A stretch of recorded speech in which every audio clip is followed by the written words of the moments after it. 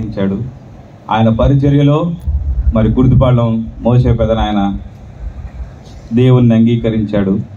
ఆ తర్వాత మా తండ్రి గారు వీరిద్దరి పరిచర్యలో దేవుని పరిచర్యకు వచ్చాడు. ఆయన స్కూల్ టీచర్గా ఉంటూ పగలు పనిచేస్తూ రాత్రులు సువార్తను బోధించేవాడు. కుర్తిపాలెం వాళ్ళకి బాగా తెలిసి ఉండొచ్చు, ఎందుకంటే ఊటుకూరు కుర్తిపాలెంకి మధ్యలో ఏరు ఉంటుంది. రాత్రులు దాన్ని దాటుకుని వీధుకుంటా పోయి మోసే పెదనాయన ఆ ప్రాంతంలో ఉంటే ఆయనతో కలిసి ప్రార్థన చేసేవాళ్ళు. ఇంకొక ప్రాముఖ్యమైన విషయం ఏంటంటే, ఆయన అక్కడ పనిచేసేవాడు. ఈయన పోయి ఆయనతో కూడా కలిసి ప్రార్థన చేయాలంటే 1 గంట సమయం కావాలి కనుక ఆయన అక్కడ ఏ పని చేస్తాడో ఈయన కూడా ఆ పని కొద్దిసేపు చేసేవాడు. చేసిన తర్వాత ప్రార్థన చేసి మరలా తిరిగి వచ్చేవాడు. ఈ రీతిగా వారి సేవను ప్రారంభించి మా తండ్రి గారితో పాటు మా నాన్నకైతే కొన్ని విషయాలు నాకు గుర్తున్నాయి, చెప్తాను. నీ సువార్త వినాలంటే నన్ను సినిమాకి తీసుకొని పోతే సువార్త వింటా అని చెప్పాడు. సరే రా పోదాం. ఈయన ఆయన తీసుకుని పోయి, అంటే నడిచి సినిమా హాల్కి పోయేదాకన్నా సువార్త చెప్తాం, ఏడకపోతే తప్పించుకోడు కదా. తిరిగి వచ్చేటప్పుడు సువార్త చెప్తాం. 3 గంటలు సినిమా చూస్తే చూడండి, ఈ రీతిగా కష్టపడి రాత్రింబగళ్ళు దేవుని పరిచర్య చేసి ఈ ప్రాంతం అంతా తిరిగితే ఇది నాన్న ఎన్ని సంఘాలు ఏర్పడ్డాయి. తర్వాత మేము ఇక్కడి నుంచి వెళ్ళిన తర్వాత ఈ ఇబ్బందులన్నీ కిష్టమాన్ తీసుకున్నాడు. అనేక మారులు దెబ్బలు తిన్నాడు. భోజనానికి లేక ఇబ్బంది పడ్డాడు. అయితే ఎక్కడ వెనకడుగు వేయలే. తర్వాత చదువు, ఆ తర్వాత వచ్చినాం. ఎక్కడ ఆపేవో ఆడి నుంచి ముందరికి వెళ్దాం. ముమ్మారు బెత్తములతో కొట్టబడితిని, ఒకసారి రాళ్లతో కొట్టబడితిని, ముమ్మారు ఓడ పగిలి శ్రమపడితిని,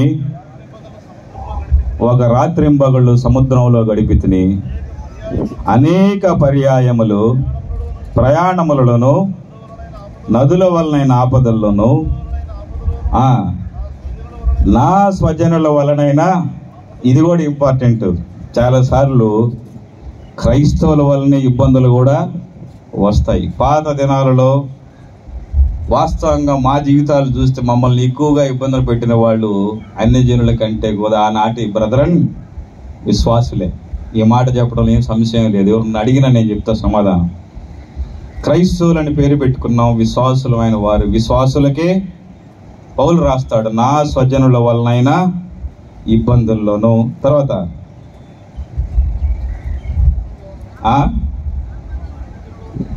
అన్యజనుల వలనైన ఆపదల్లోనూ, పట్టణములో ఆపదల్లోనూ, అరణ్యములలో ఆపదల్లోనూ, సముద్రములో ఆపదల్లోనూ, కపట సహోదరుల వలన ఆపదల్లోనూ ఉంటిని. ప్రయాసముతోనూ కష్టముతోనూ తరచుగా జాగరణములతో, ఆకలి దప్పులతో, తరచుగా ఉపవాసములతో, చలితోనూ దిగంబరతతోనూ ఉంటిని. ఎన్ని కష్టాలు పడ్డాడు? భోజనం లేదు. ఈ పరిస్థితులన్నీ మనం చదివినప్పుడు మన పాతతరం వారు ఎంత కష్టపడ్డారో మనకు తెలుస్తుంది. మేబీ ఇప్పుడున్న కొత్త తరానికి కష్టాలు తెలియకపోవచ్చు. ఇప్పుడంతా రెడీమేడ్ ప్రసంగికులు, అంత యూట్యూబ్ ప్రసంగికులు. బైబిల్ చదవడం వస్తే, యూట్యూబ్ వాడడం వస్తే వాళ్ళల్లా సేవా అనుభవం లేకుండా, సేవలో కష్టం తెలియకుండా, సేవలో లోటుపాటులు తెలియకుండా సేవకు వస్తే ఆ సేవ అంత ఫలభరితంగా ఉండదు. నీకు సేవ చేయాలనే ఉద్దేశం ఉంటే ముందు ఈ క్వాలిఫికేషన్స్ అన్నీ నీలో ఉండాలి. ఒకవేళ నువ్వు అనొచ్చు, నీకేమున్నాయా, నువ్వు మాకందరికంటే చిన్నోడివే కదా అనుకోవచ్చు. మేము చిన్నవాళ్ళం అయినా మొదటి నుండి సేవకుని కుటుంబంలో పెరిగాం కనుక ఇవన్నీ ఏ సమయంలో ఏ రాత్రి పూట సేవకులు ఎంతమంది వస్తారో తెలియదు.